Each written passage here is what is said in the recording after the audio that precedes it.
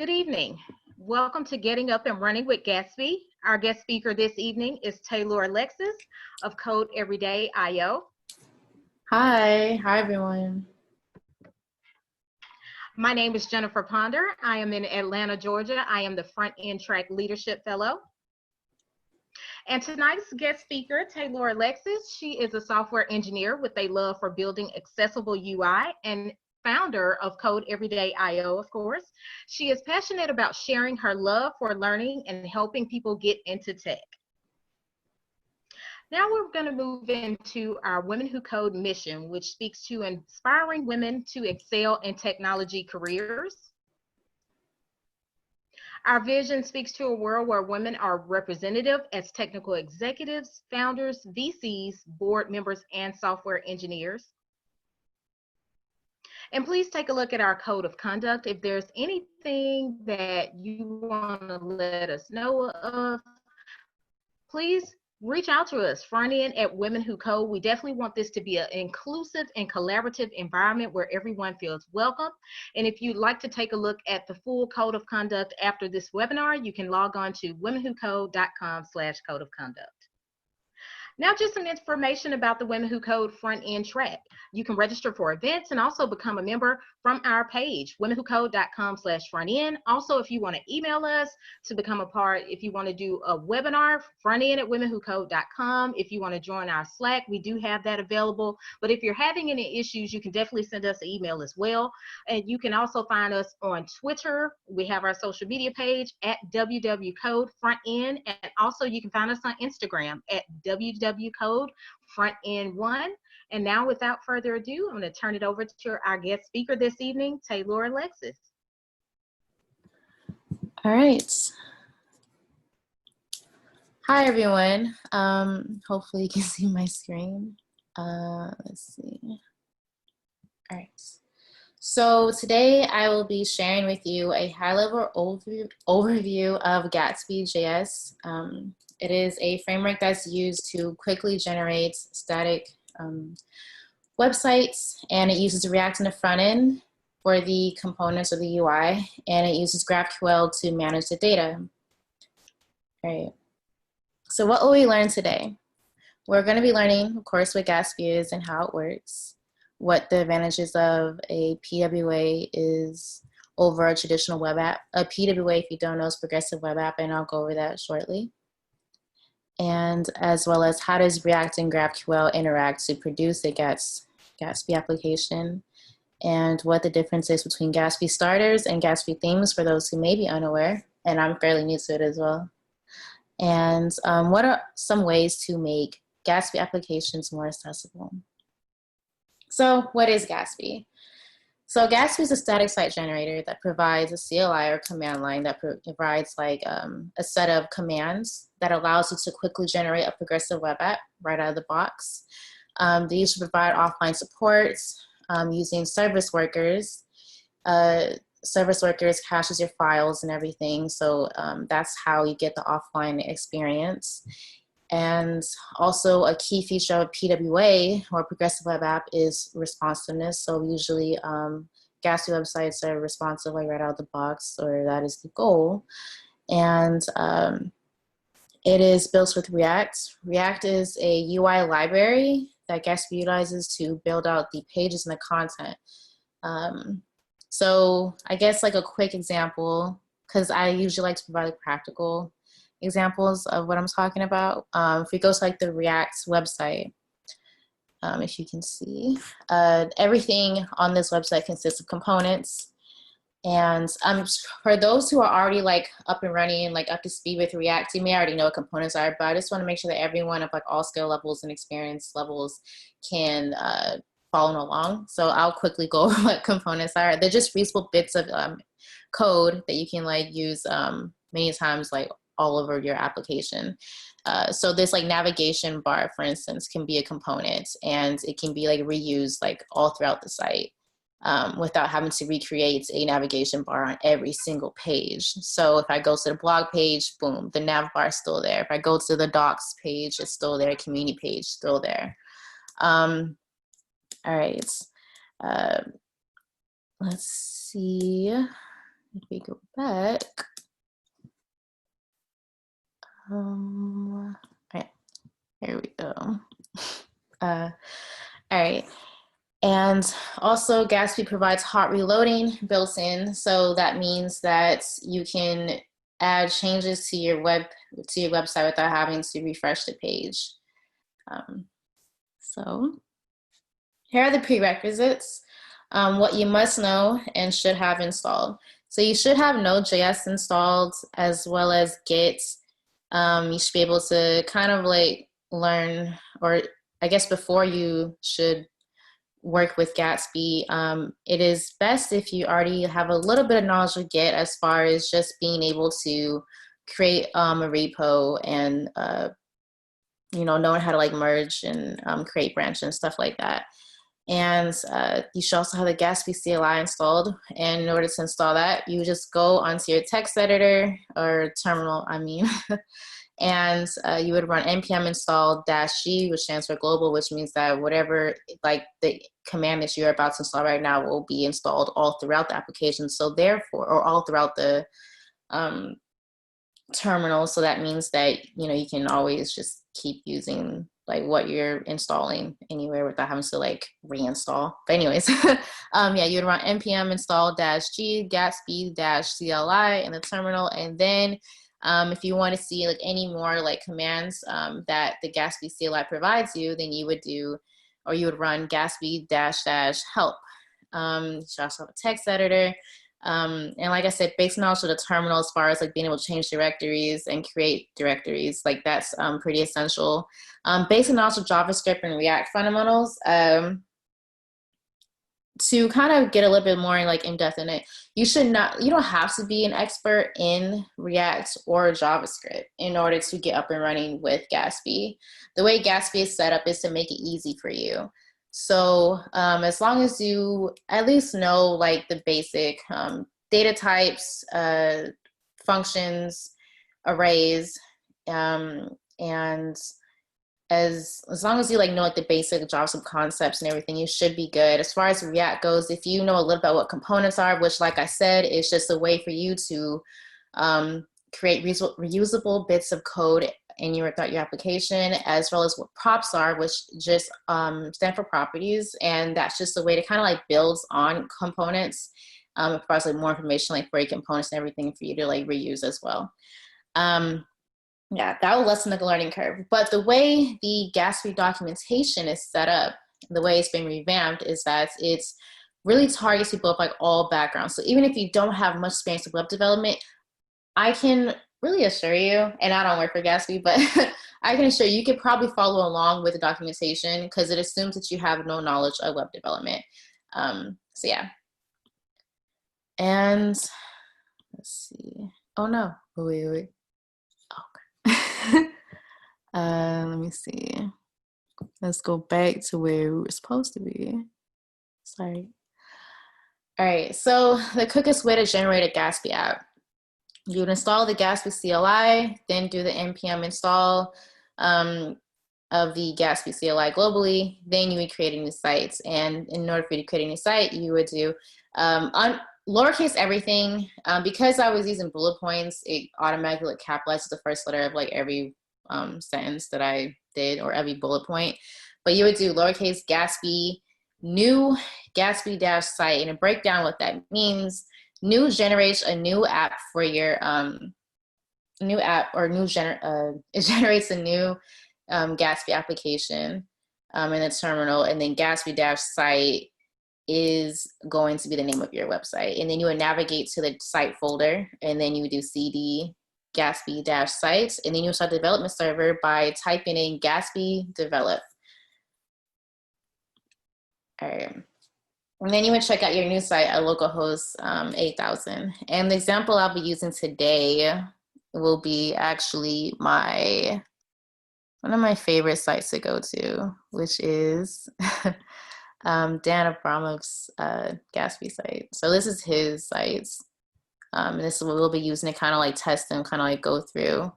And the code that I'll be using, give me 1 second. Let's see.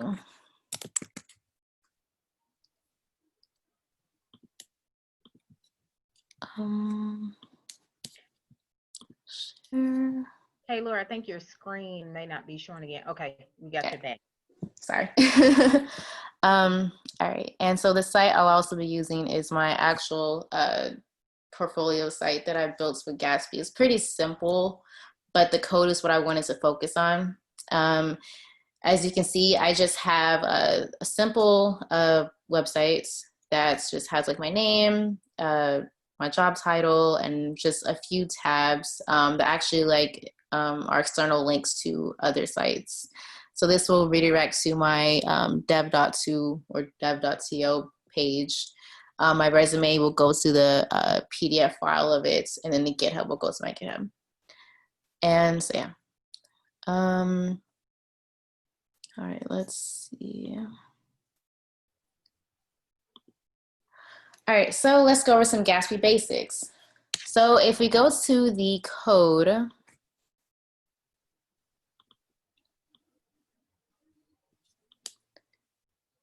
right, and this is my portfolio site, the code. You will see that everything that we kind of need like lives within the source folder. And within the source folder are your components. And within your components is where all your files live. That's where all your pages live. And so since my site in general is like very, very simple, it's not going to show like the blog pages. I probably should have used a better example for this site. If I have time, I'll try to like quickly find some code that like shows that. But yeah, within like your source directory is going to be like where your pages live, and there's a folder called pages usually, and that is like where your different pages on your website will like live, and that's so you can manipulate the code and everything and add content to your pages for your website. So to create a new page in your Gatsby app, you would navigate to the source/pages directory, and then you create a page like source/pages/about.js or something. Like for instance, here we have a source/pages/blog.js. And this is where my blog lives. And a few little basics that you should just like know, because since I won't be like teaching you, like I'm just gonna be giving like an overview of what Gatsby is and like what it does and what you can do, but I won't be going over like how to build a project with Gatsby. I just kind of want to go over like a few like the basics you should like know, just to like so you can get started on your own. Props is how it takes components to the next level, and it allows you to add additional data/properties about your components. And let's see.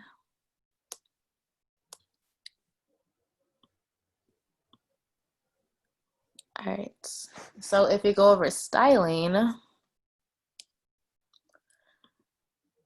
right.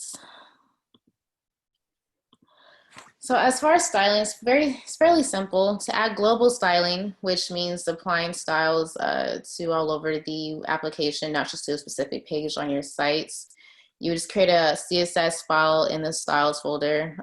Usually, just to keep it simple, you would call it global.css, and then you import or require the file in the gatsby-browser.js file, and then you would restart the server.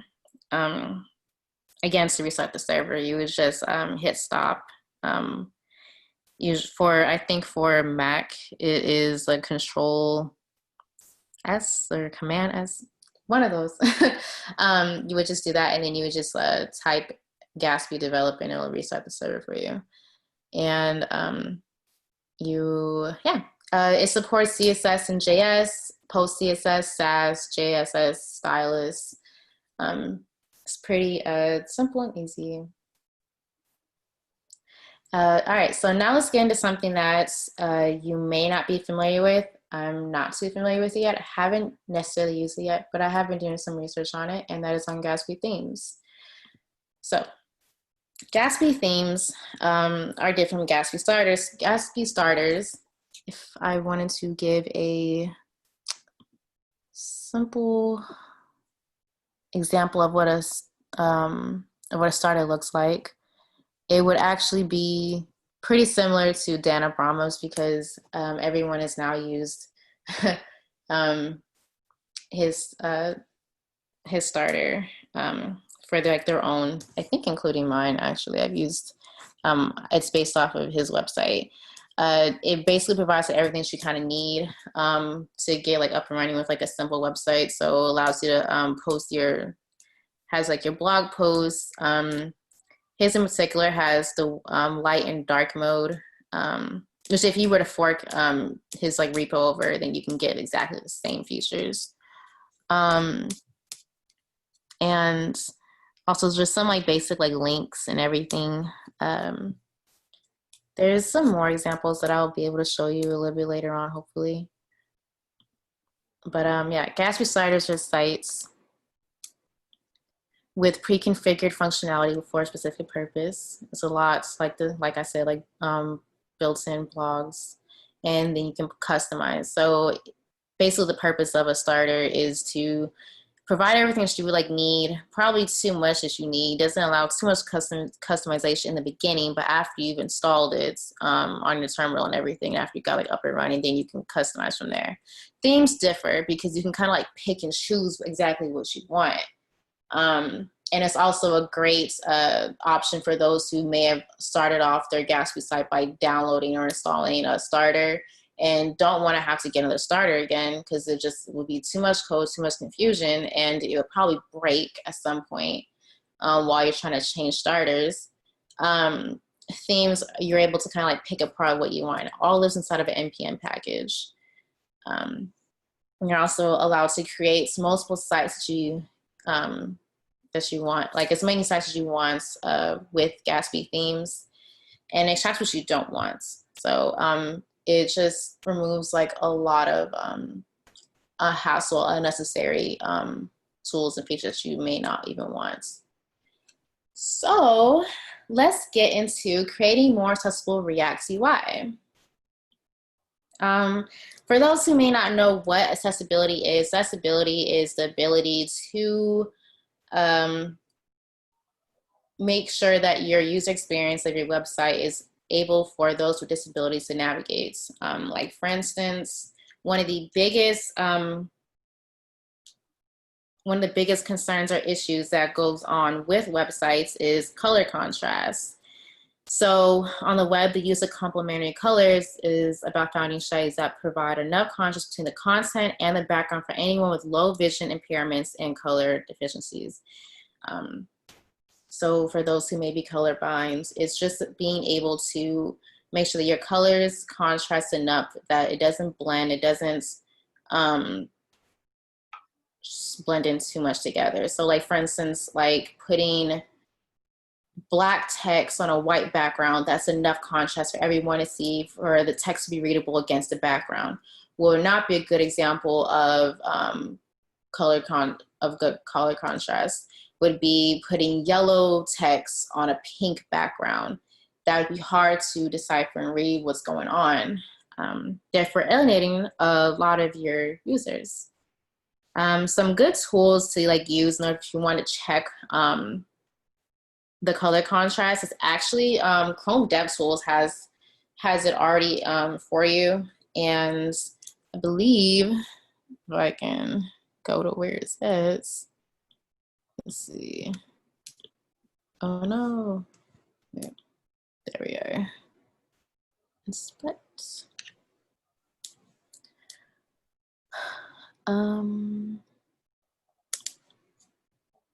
Yeah. So if we were to click on a color, you'll be able to tell like what color contrast. It'll usually indicate if you click against two colors, how close in contrast they are. And yeah, some other ways to test for accessibility in general is keyboard accessibility. Can you tab through your website and tab through the form? Because often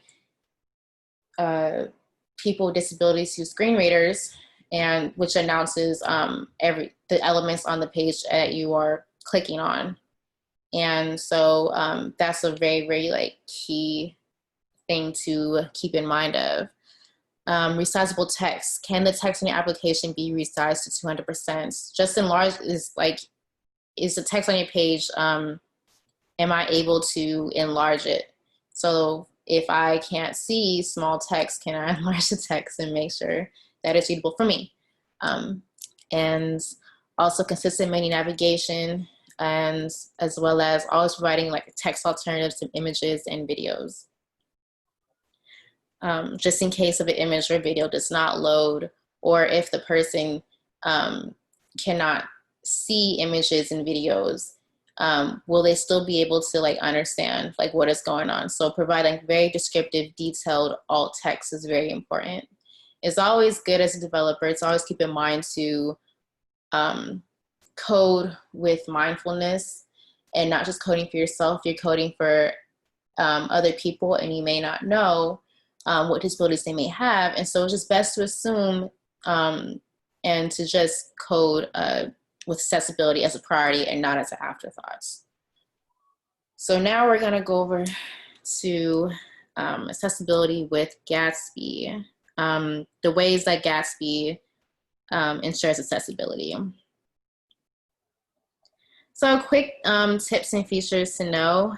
Reach Router actually is really, really good. It's a great alternative to, I believe it was called React Router. And some of the things to know is that as a smaller bundler size, actually decreased 70% compared to React Router. So it's very, very small, not too heavy, not too bulky. Ensures out-of-the-box accessibility. And if I'm not mistaken, which I may have on the next slide, I don't remember, but Gatsby ensures accessibility with Reach Router by wrapping their link component with the Reach Router.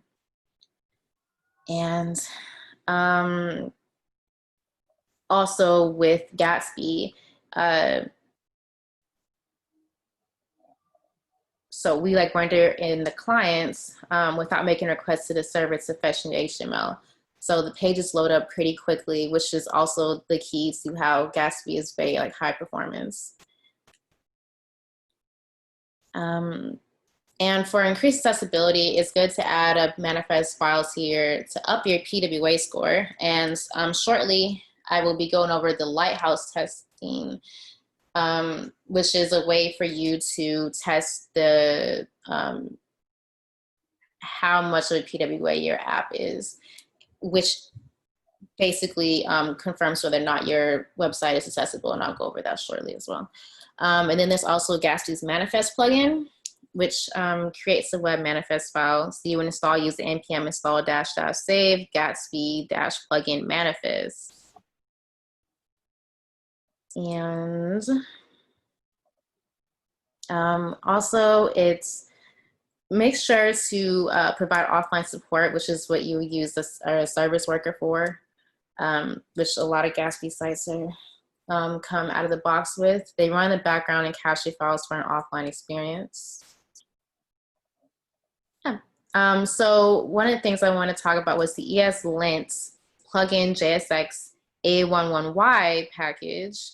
It's basically an accessibility linting tool for your code, and it helps you develop more inclusive Gatsby projects. The plugin encourages you to include alternative text for image tags, validates ARIA props, and eliminates redundant role properties, among other things. So it's a great way for you to get tested for warnings on your page to make sure that you are writing accessible code for your Gatsby application. And you can also, the recommended rule so that comes with is reduces the time required to implement accessibility by reminding you throughout development. So as you're developing, like I said, it will remind you of ways to like make sure that your code is like accessible. Sorry. And then, okay, all right. For testing for accessibility, one of the best tools that I've come across recently was the Lighthouse tool, and it's already built in on the Chrome Dev tool. So if you have Chrome, if you use Chrome browser to test your applications, you're in luck. this is a great way to test for performance accessibility in PWA. So you would open the site that you were testing it in incog, and then in DevTools, click on the Audits tab, click Perform and Audits, and run the audits. So this is where the fun part comes in. Let's try and test one of these Gatsby sites. Let's see. So designcode.io. It's a pretty good website. Actually, the React course that they have actually utilizes Gatsby, and it's a beginner React course. So that's a great course to, I guess, try out if you want. All right, so let's test accessibility of this Gatsby application. So if you right click, which I don't know why it's not letting me, hold on. There we go. Okay, so if you go here to, you click on these like two little arrows over here and of your console, and you click on, oh, Axe is another one that I have installed. I'm gonna kind of go over like Axe as well, because that's a pretty good tool to use. If you go to Audits tab, and then you'll see that's the audits for the Chrome extension that I have installed. It tests for performance, progressive web app, best practices, accessibility, and SEO. So if we run this audit, let's see. As you can see, Lighthouse is gathering information about the page. It's literally running this app and checking to see the accessibility of it. Is it running fast and everything? So let's check out this score. It's 100% best practice. That's pretty lit. This is actually one of the best ways to like learn accessibility, is to have this Axe extension installed.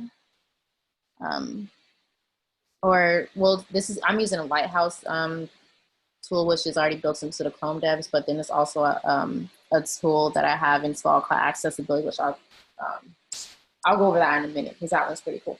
But this is one of the best ways to like learn accessibility, is to run tests on different websites and critique other people's websites and their code and see how they could have done better. That's a great way to like learn, and to like take notes and like write down like what the suggestions are.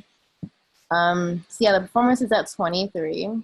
Chrome extensions. Oh, okay, yeah. All right, I made a mistake. It's actually something that I've done. It's best if you open an incognito tab. Wait.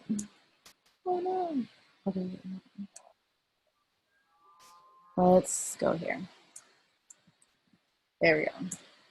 All right, so I'll open its incognito. This is the proper way to test using a Lighthouse tool, so it doesn't interfere with the other extensions.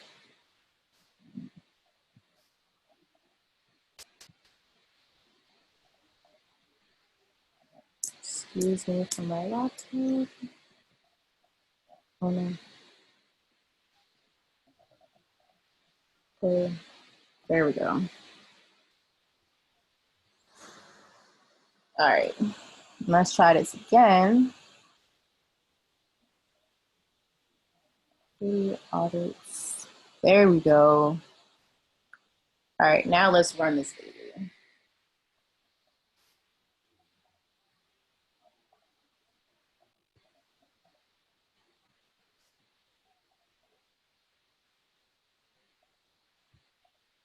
Nice, almost there. It's generating the report. Let's see what the score really is. So we still at 100 for the best practices. And if you scroll down,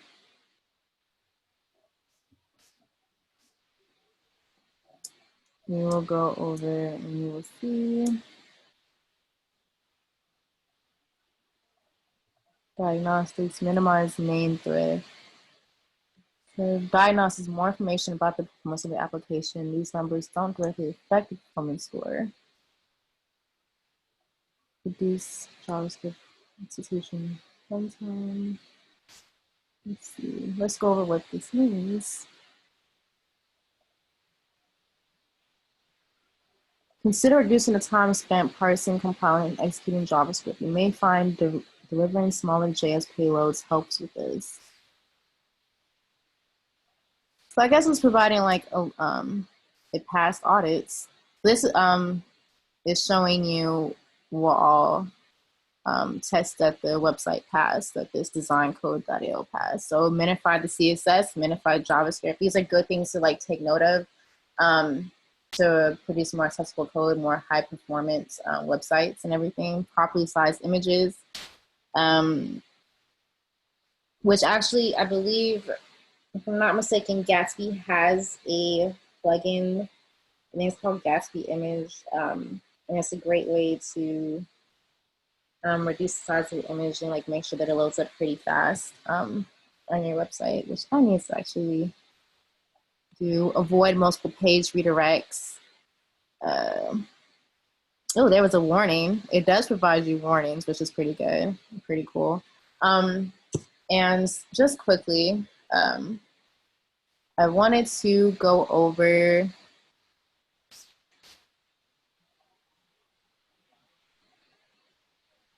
yeah. Let's refresh. I want us to go over the Axe extension. So the Axe extension is created by DQ, which is one of the most popular and well-known accessibility companies. They built a tool called Axe Chrome extension, and I believe they also have this for mobile as well, for iOS and Android. I think that should covered. The way to test accessibility is to open the browser's dev tools, navigate to the Axe tab, and run an analysis on the web page. So it does exactly what that Lighthouse tab did, or what that Lighthouse audit did, but I like the way that they kind of categorize the warnings and like the levels of offense that you are committing when it comes to accessibility errors, from warning to like, this is a high priority, like critical issue that you need to address. Like, I love that. So let's go to the X tab and let's analyze. All right. Elements must have sufficient color contrast. This is the one violation they found on here. And so don't you, okay, this is like really, really cool about the Axe Chrome extension. And it's also free to download and everything like that. It also provides a solution. So it details exactly what you did wrong as far as accessibility concerns. And then it also provides a solution of like how you can fix this. So for instance, the way that Dan can fix his color contrast issue is, all right, it says element has insufficient color contrast of 4.27, foreground color. I guess the foreground color here is white, and then the background color is some type of D54474. Font size is 15 pixels, font weight bold. Expected color contrast ratio of 4.51. And like I said, the way that you can test the contrast of your colors of the background as well as the text colors is also, you can do like, I think it's devs. Yeah, in the dev tools, they have that. And there's also a website, and it's called colorsafe.co. And it actually provides you with color palettes that are already accessible. You can just start using like right away. Yeah, so let's get back. And also in these slides, which I'll share with you, you can click for the links, and I'll also try to provide like more links to more websites that help you with color contrast, and as well as like screen reading and like learning about like the other tools that people with disabilities or impairments use to navigate your websites. So yeah.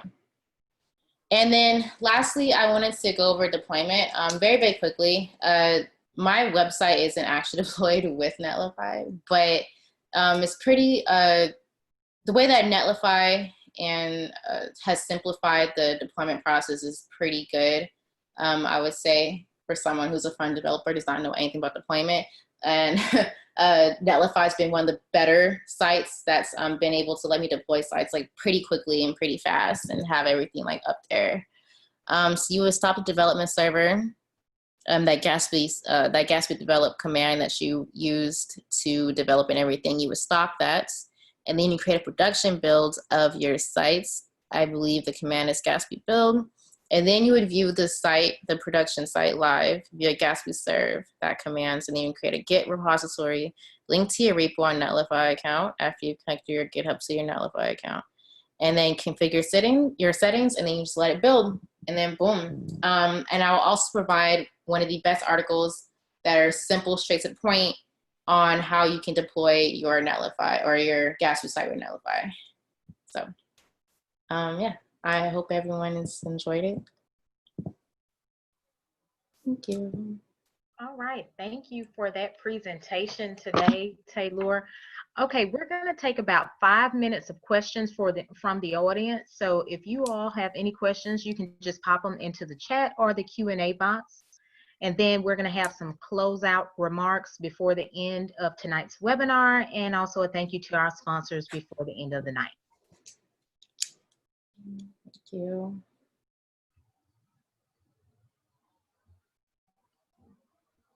And also too, if you can't think of your questions, just write off. Also too, you can drop them in our Slack at any time, and also email them at to frontend@womenwhocode.com. I did have a quick question, Tae'lur. This is Cecilia.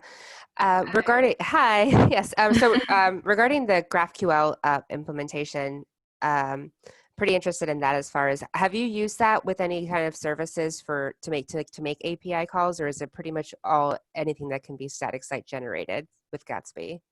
It can. Are you asking about what all you can do with GraphQL inside of a Gatsby application? Can you? Yes, exactly. Yeah. So Okay. so if I wanted to be able to make API calls, could I do that with Gatsby or no? Because that's gonna change how it's generated, I guess, is my question.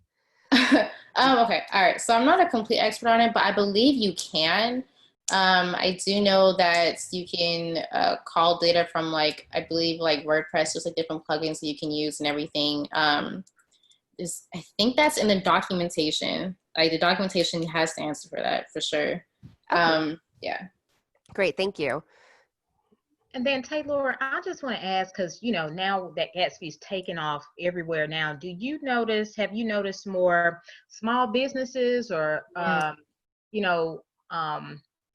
software engineers just doing separate projects? Have you noticed probably enterprise over small business using Gatsby, or how have you noticed that where the Gatsby is getting the most traction? Because everybody's using it, up and running with it, with the ease and performance of it. So what have you noticed from your perspective on it? I think that Gatsby is really, really good for small businesses, I would say. For instance, a great example is me as a freelancer. When it comes to working with small businesses or clients that are not enterprise level, Gatsby is a great alternative compared to WordPress, in my opinion. Okay. Yeah, because there's a way for you to basically kind of transfer all your data from your WordPress site to Gatsby and everything, and it's just really, really fast, especially since it is a static site generator, and it's just rendering up the HTML files, and so you don't need JavaScript. It's just very fast, simple learning curve for me, and yeah, and I would say that it's really, really good for small businesses. That's what I would say for right now. That's where I see people gravitating more towards Gatsby when it comes to small businesses, over bigger businesses. I've yet to see Gatsby be used for a site with a lot of users. I'm very curious to see how that will go. And especially just how the Jamstack movement is going and everything. And now we're also having the no code movement. I'm really, very, very interested in seeing how that goes and everything. But Gatsby is great since it's not, you don't need to be a full stack developer. Everything is pretty much automated and everything.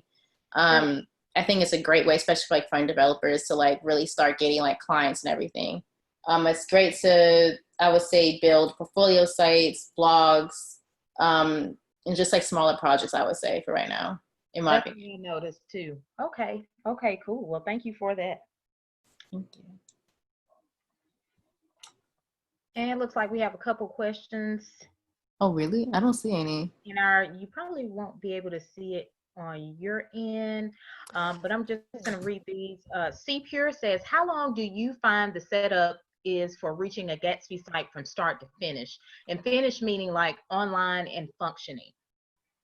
Like, so from like installing like the application to like deploying it, like how fast that is. Yeah, I would say it's pretty fast. Like, for instance, if we have a little bit of time, if you go to, I really messed up the word Gatsby, but if you go to like Google like Gatsby starters, right? Let's just pick one. Yes, so I believe you need to reshare your screen. Oh no, okay.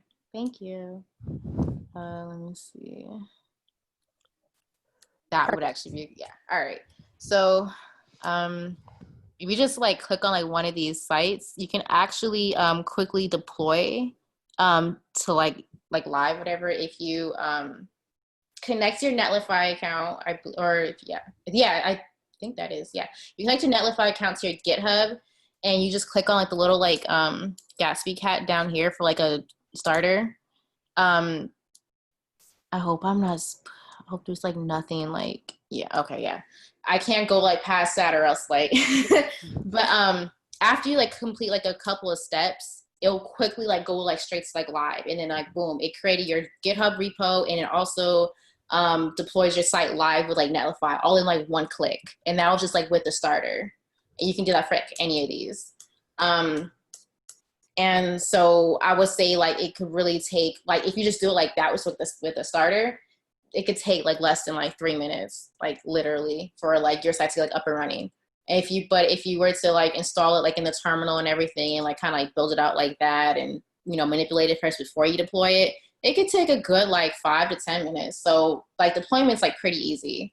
There's like really like any issues. And also like GitHub itself, like Gatsby's pull requests and everything, there's a lot of like ton of answers and a lot of help there as well, because it is gaining a lot of traction. So yeah.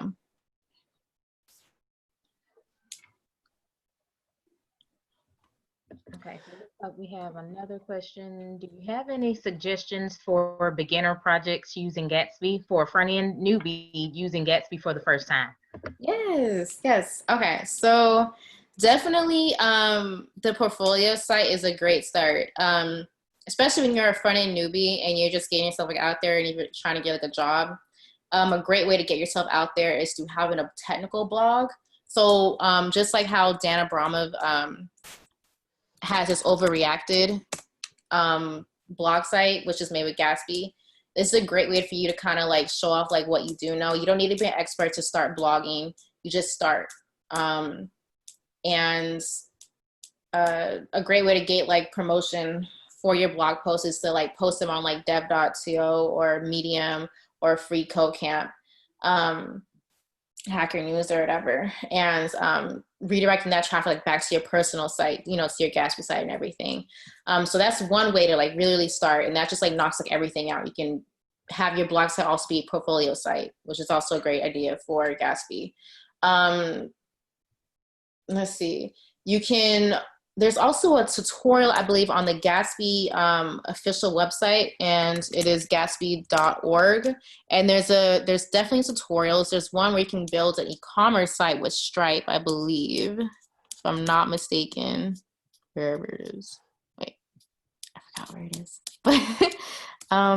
Is it additional? Yeah, like right here, you can make an e-commerce Gatsby site with Stripe, which is all free. Just create an account with Stripe, and it's a good tutorial.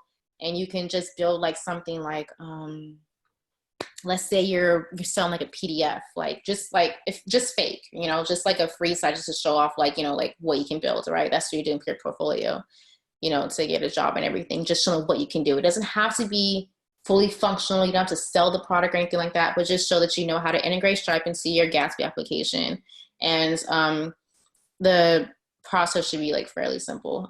For me personally, when I was looking for a job, my first job, like one of the websites that really helped me get a job was actually having an e-commerce site that I built, and it was very, very small, hella simple.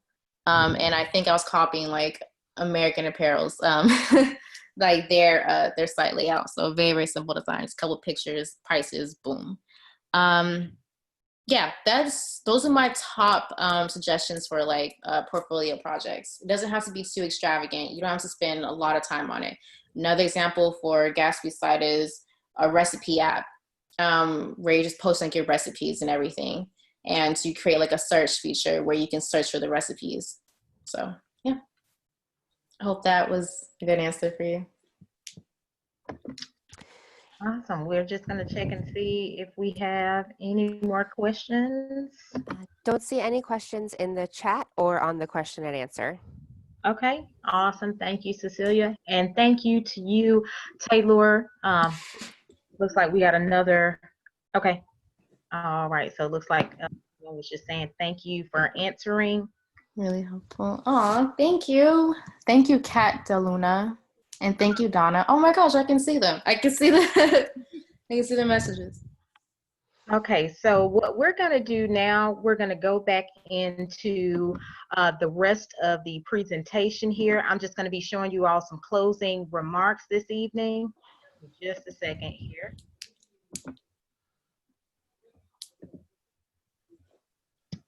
Okay.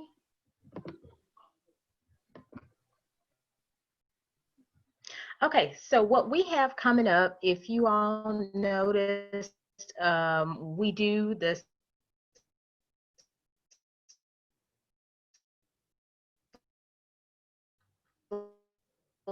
Slack study group every Friday. We like to call that our Friday and Friday Slack study group. Recently, we've been doing Fest and getting those submissions in, so we'll probably have more resources this weekend on that on Friday. So meet us every Friday at 2 p.m. EST. And Hacktoberfest submissions, like we said, that's a prominent thing that we're going through right now, that we want to help everyone get their ideas, any open issues on GitHub that we can provide any resources on. We definitely want to do that. Also, the next thing coming up is Women Who Code Data Pi Conference. That's coming up November 2nd, this Saturday in Atlanta at Honeywell. Also, our next track event is November 4th. Navigating a new code base, tips and tricks to ease the transition with track evangelist Cecilia Martinez, who is our moderator tonight. Cecilia, did you want to give just a little tidbit of what people can look out for? Yeah, absolutely. Yeah, so I'm going to be talking about my experience going from a boot camp where I learned JavaScript, React, and MongoDB, and then getting my first job as a developer in which I learned an entirely new stack, so C#, .NET, and Angular. So some of the pitfalls that I experienced, some of the hiccups and things that I learned along the way that hopefully you can avoid with some of these tips and tricks that I've learned. So very excited to be sharing those with you. And if you do have any questions in advance of that event, please feel free to reach out to me on Twitter. I'm Cecilia Creates on Twitter. I'm very happy to make sure that I include that in the presentation. Awesome, awesome. Thank you for that, Cecilia. And also thank you to our sponsors, BCG Digital Ventures and also the Home Depot. And thank you all for watching this presentation. Again, you can reach out to us at frontend@womenwhocode.com. Also follow us on Twitter. WWCode Frontend is our Twitter page, and also Instagram, WWFrontend1. You can find us on Instagram, and we'll see you next time online.